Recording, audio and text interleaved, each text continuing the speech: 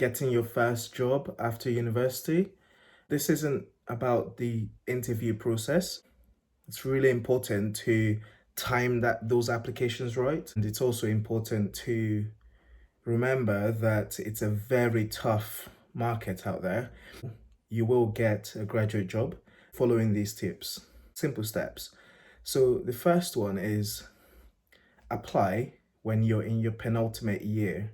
At the end of third year to the beginning, let's say the first 3 months of fourth year, I would say that those are the prime times to start applying for graduate schemes. I went to university in Scotland. I understand in England, the final is second year. If you haven't done a year in the industry or a summer placement, then this is pretty much more for you.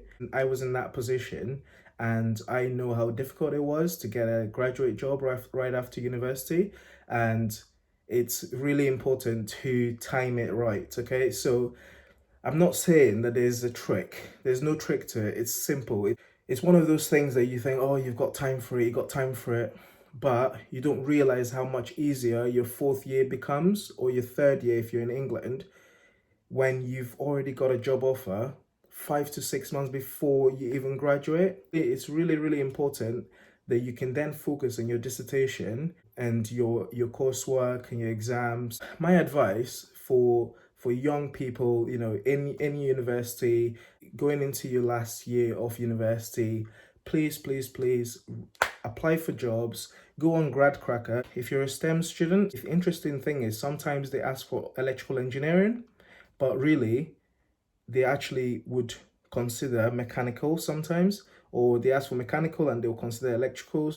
Don't let that throw you away if the job description says mechanical. When I was at university, I applied for a company that they accepted mechanical engineers, and it was predominantly a mechanical and electrical role, and I did electrical, but because they have more mechanical in the companies, you don't tend to think that you will get the job. So the point is, just apply and see if you get to the assessment center, and yeah, you will get the job. So my previous video about interviews touched on how you should act in interviews, how you should behave, your mindset and things like that, positivity. That's how you should behave in an assessment center for graduate schemes. They're not easy. I tell you that they're not easy. I've done a couple, and I can tell you that if something lasts a whole day and you think that you're not being assessed for the whole day, then you are wrong. They will watch you throughout the whole process to see if you are the right person. Aside from applying at the right time, also remember that applying for jobs, you also have to be realistic. Some companies pick universities, right? So I'm not saying that you have to have gone to Imperial College or Warwick University. However, if you apply to companies where BP maybe might go to Imperial College for the engineering students, and you may not know this, and you're applying to BP, potentially in London, the competition is steep. You just need to remember that if you don't get it, you don't knock yourself back. Don't apply to one company and expect that, that one company, don't wait for them, because what happens is you will waste time. Sometimes they have the procedures in the company, sometimes they don't. So they probably would do assessment centers in January, sometimes they'll probably do it in March, and it's based on business situations. And they would normally employ 20 graduates per year, and something happened at the end of the financial year, they would say, okay, we need to reduce how many people that we are going to employ, how many graduates.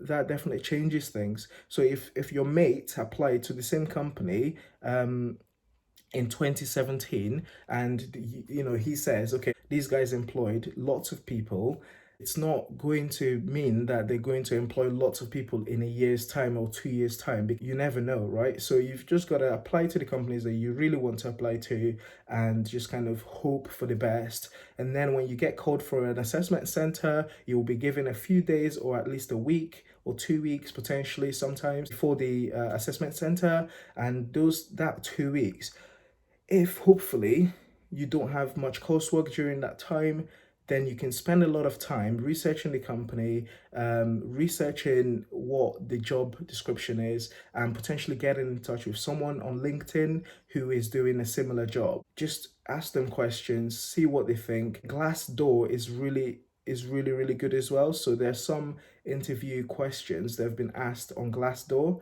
so it can allow you to kind of plan your answers. However, there's a pitfall with planning your answers, because when you plan your answers, you are potentially going to memorize your answers, which then gives you more reason to be nervous. So I would basically stay away from having some sort of memorized activity. So don't think, oh, this is what they're going to ask me, because once you start thinking that, oh, this is what you're expecting them to ask you, then if they don't ask you that, you might get thrown off. So just be careful about that. It's more freestyling. And yeah, so the last thing I'd like to say, so I think I already said the last thing, so I'm going to cut that out.